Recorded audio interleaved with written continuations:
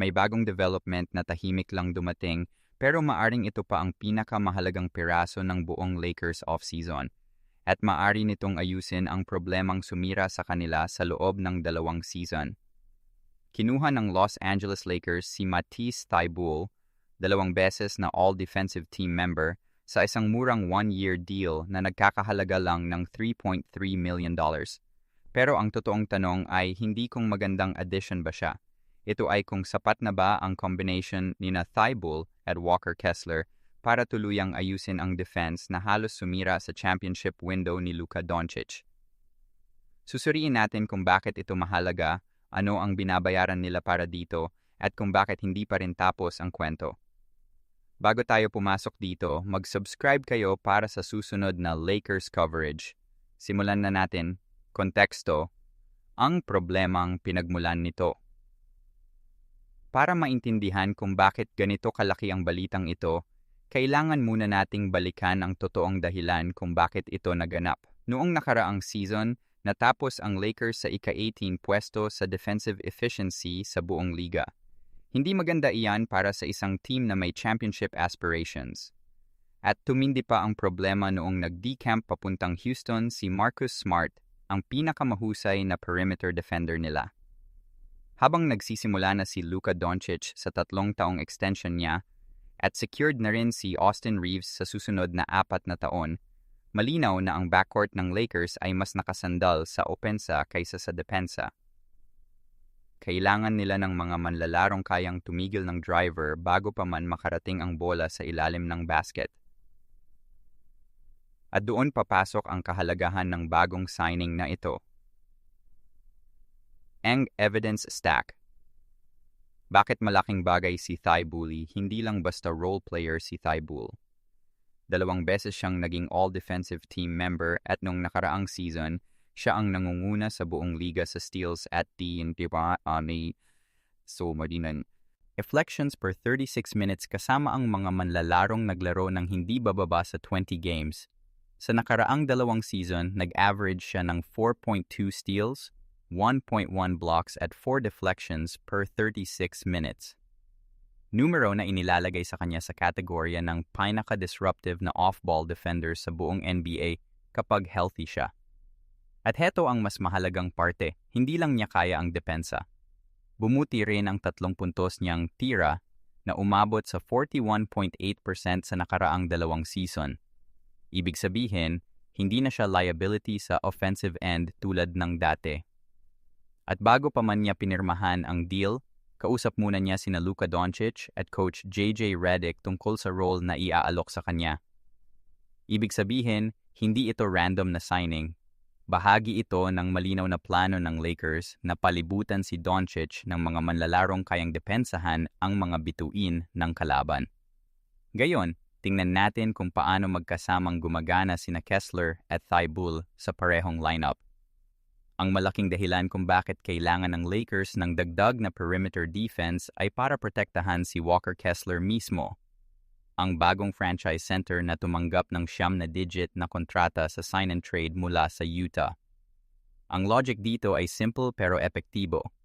Kung maayos na naaantala ng mga perimeter defender ang mga driver bago pa man sila makarating sa paint, mas kaunti ang pressure kay Kessler na palaging harapin ang bawat drive ng mag-isa. Sa bagong projected starting lineup, malamang napapalitan ni Thybulle si Jake LaRavia na nagbibigay sa Lakers ng 2 elite defenders sa parehong lineup, sina Thybulle at Kessler. Ayon sa mga analyst, hindi pa masasabing may abundance ng elite defensive talent ang Lakers, lalo na dahil malaking talo ang pagkawala ni Marcus Smart, pero mayroon na silang isang manlalarong may all-defense honors sa katauhan ni Thybulle, at isa pang may potential na makamit ito sa hinaharap sa katauhan ni Kessler. Sa unang tingin, mukhang solusyonado na ang problema, pero at dito papasok ang unang complication, hindi ganoon kasimple ang totoong situation. Ang complication. Kahit magandang addition si Thybulle, hindi siya kasing athletic ni na Jonathan Kuminga or PJ Washington bilang lob threat, kahit pa mas mahusay siyang defender kumpara sa kanila. Ibig sabihin, may trade-off dito. kinuha ng Lakers ang mas mahusay na depensa pero maaaring nagsakripisyo sila ng kaunting athleticism at versatility sa offensive end. At may mas malaking problema pa, may injury history si Thibault na hindi mababalewala. Sa nakaraang 2 season dahil sa knee inflammation, matinding ankle sprain, torn thumb ligament, at knee tendinopathy, halos 45 laro lang ang nailaro niya sa loob ng 2 buong season. Kaya kahit gaano pa siya kagaling kapag nasa court, ang totoong tanong ay kung kaya niyang manatiling healthy ng matagalan. Dahil kung mawawala siya sa injury, babalik ulit ang Lakers sa parehong problemang sinusubukan nilang solusyonan. At mayroon pang isang bagay na dapat nating pag-usapan. Ang sakripisyo at roster crunch. Sa pagpirma kay Thibault, umabot na ang Lakers sa 16 guaranteed contracts. Isa ng labis sa regular season limit. Kailangan nilang mahanap ang paraan sa pamamagitan man ng trade o pag-waive ng isang manlalaro para maibalik sa 15-man limit bago pa magsimula ang opening night. Ibig sabihin, hindi libre ang addition na ito. May kapalit itong isang piraso ng roster na kailangang isakripisyo. At heto ang mas interesanteng bahagi.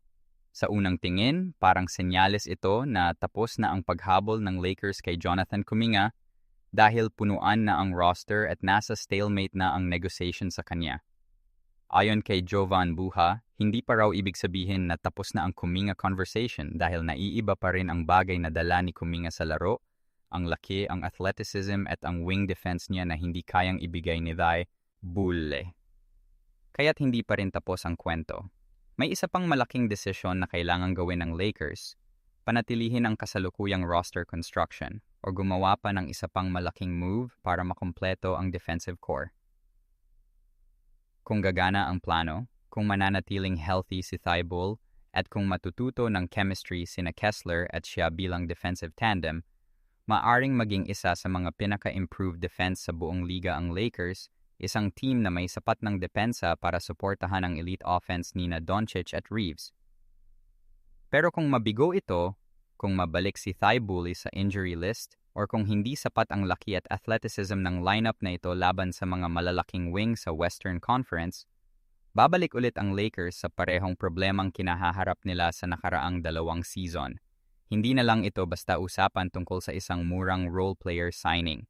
Ito ay tungkol sa kung tuluyan ng naayos ng Lakers ang depensang sumira sa kanila noong nakaraang mga season or kung isa lang itong band-aid habang naghihintay pa rin sila ng mas malaking solusyon. Hindi pa natin alam kung gaano katagal mananatiling healthy si Thibault or kung matatapos pa ang Kuminga saga sa isang paraang magdadagdag pa ng laki sa depensang ito. Pero malinaw ang isang bagay.